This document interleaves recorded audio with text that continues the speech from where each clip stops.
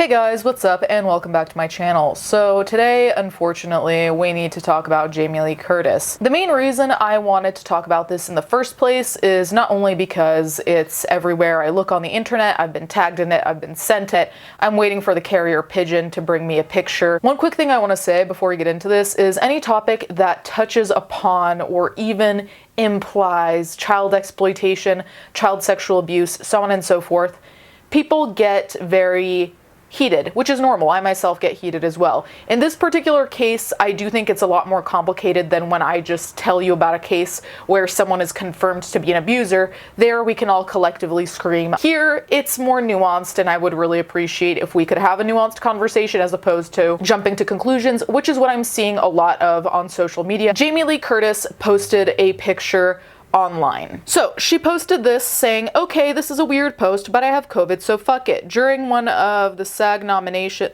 SAG, I don't care, nomination panels for Everything Everywhere movie, I told the story of how I ended up with my office furnished with my beautiful chairs from that movie. I mentioned if people followed me, that was not a cheap trick to try to boost my numbers, but I couldn't figure out how else to get the picture out into the world, that I would post a picture of them on my Instagram in my offices for Comet Pictures, and I'm a truth teller, so here. So this is a picture of an office that is otherwise rather bland, whatever, nothing to write home about, except for a picture in the upper right corner.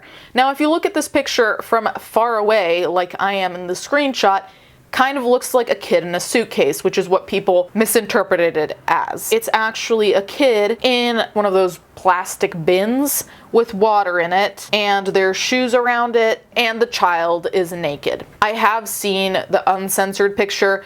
Frankly, I didn't remember seeing any privates visible. I saw it on the photographer's website, this picture. I'm just putting that out there so you know what's actually seen in the original picture without censoring, because the censoring also has its own implication. So since then, she posted 3 days ago, as of when I'm filming, saying, last week I posted a picture of some chairs that included a photograph on the wall by an artist that was gifted to me 20 years ago. I understand it has disturbed some people. As I've said, I'm a truth teller, so here's the truth. It's a picture of a child taken by her mother of her playing in the backyard in a tub of water. Nothing more, nothing less. I took down the post because I didn't want to keep something up that upset anyone. Now, then on top of this, threads were made on Twitter talking about how people reacted, what was going on, just documenting everything. The Twitter thread that discusses this also goes to discuss other artists. I'll link the Twitter thread down below if you want to read it. I'm not interested in looking at other artists because this is already a complicated situation. If we add in other artists, other perspective, other lenses, other experiences, we're never going to end this video, and truly, I don't think we're here for art history. On this artist website, her name is Betsy Schneider. Now, let's not send hate or do things like that. It's completely useless and unproductive, so let's not do that. On Betsy Schneider's website, there are pictures of other naked children.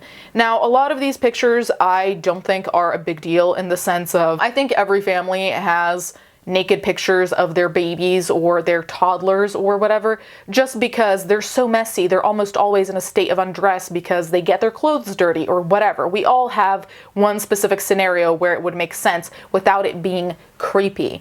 So I don't think that in and of itself is alarming. Now, would I ever hang up art like this in my house? No, you could not pay me enough to do that. I find it disturbing, and granted, art is supposed to make you feel things. Sometimes disturbing is one of those things. I'm gonna read an article discussing the art a little bit. I think what really disturbs people is that the context in which we view children often is put in a light of purity, of innocence, of lightheartedness.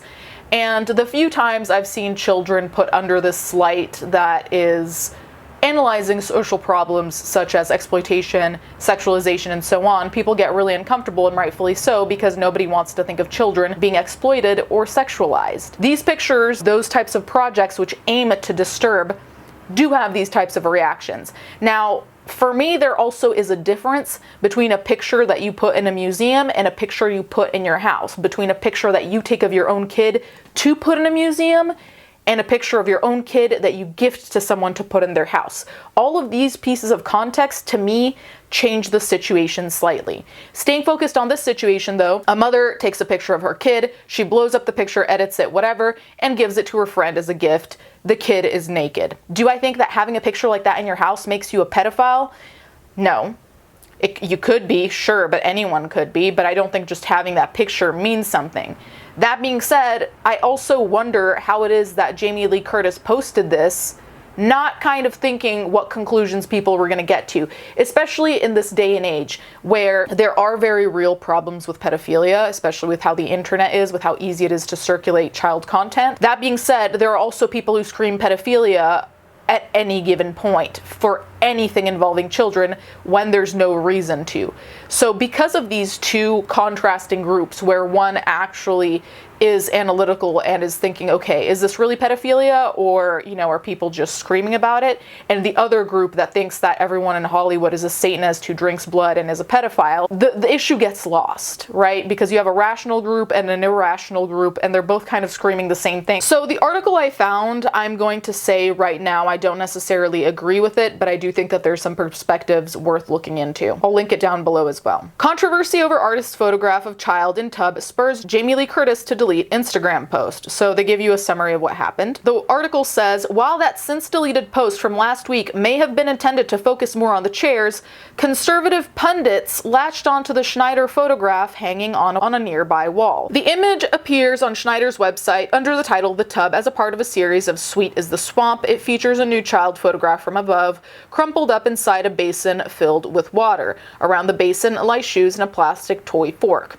When she won a Guggenheim Fellowship in 2011, Schneider wrote that the series has drawn from my memory of my childhood, as well as my experience as a parent and as an artist, to create images that I hope challenge and disturb traditional views of children in childhood. Its subjects include her daughter and her son. So I don't really think it was up for debate, but part of the point of these pictures was to disturb.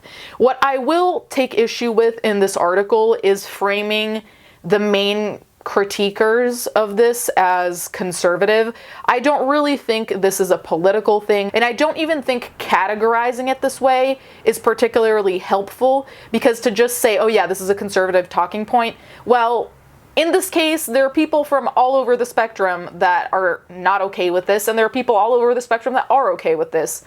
I don't like this kind of labeling there, but that's a side note. In an email to Art News, Schneider said of the tub, my kid's dad is Norwegian, and that year we had just moved to Arizona from Norway. It's what Scandinavian kids do when they are hot. They take off their clothes, filling a plastic tub of water. That's what Arizona kids do when they don't have a pool. Schneider says she drew inspiration from Sally Mann, whose photographs about childhood and children have garnered accolades and periodically some controversy.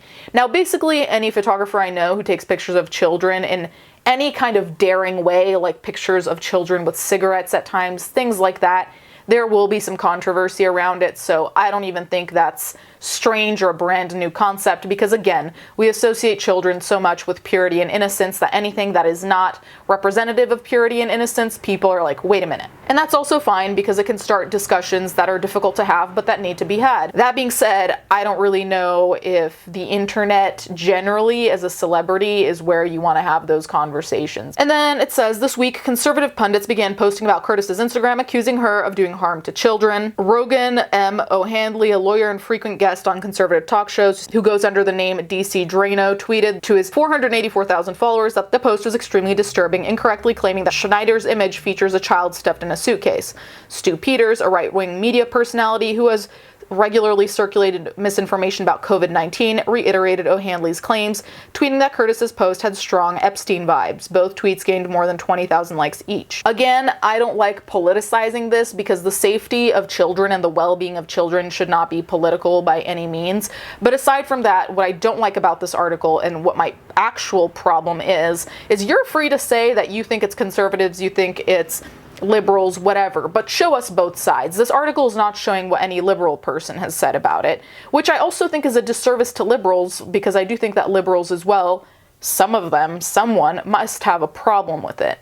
Now, I don't particularly identify with either of these groups. I think the fact that this is being shrunken down to political perspectives is a disservice to the issue, because it would be like turning trafficking into a political issue. Ideally, you're against it because obviously it's fucked up, people get abused, people die, so that's the end of it. It shouldn't be, oh yeah, because they're Republican, they think that there's a bigger issue at hand that's more than who you fucking voted for. Truly, please, for the love of God, if there's any overlap between political parties, let it be the safety of children. Online, there was a circulation of a document from allegedly Epstein Island, the logs of who visited.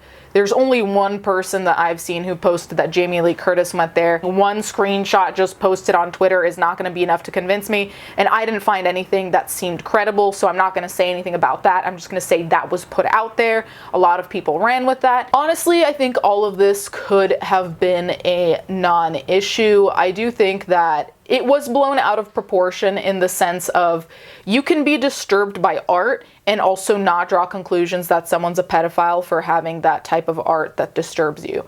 I also think, like I said before, context matters, because if I saw art that disturbed me in a museum, my reaction would be different than seeing art that disturbed me in someone's house. You know, all of these little things that change. How big is the art piece? Is it framed? All of these things that might seem like nitpicking are things that I remember studying back in the day that do make a difference on how you interpret what you're seeing. At the end of the day, I just think that what you post online is so continuously nitpicked, sometimes for the wrong reasons, and sometimes there is genuine concern, but regardless, I don't really know how Jamie Lee Curtis posted this without thinking like about the optics, and I know that that sounds cold and potentially very superficial, but that is the reality. There are things that sometimes I want to post online that are more personal about me, things that have happened to me, things I've gone through, that I just won't post because I know full well what certain reactions are going to be, or people trying to tell me what's what when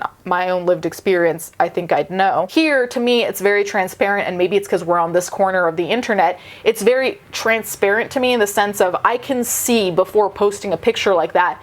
You cannot go posting a picture like that and expect a non-reaction, or for people to be like, art is art. And that reminds me, the whole conversation of it's art is valid, but I also don't think that's all it is. Because yes, you can say something is art, but it doesn't mean that it is excused from any type of critique. It doesn't mean it's excused from any type of commentary on it. Because yes, art is art, but it's also made for a reaction, and sometimes that reaction is not going to be in favor of the artist, and just because it's art, much like books, it doesn't mean we just have to be fine with it. Really, what the core problem is that there isn't much level-headed conversation being had, as from what I've seen.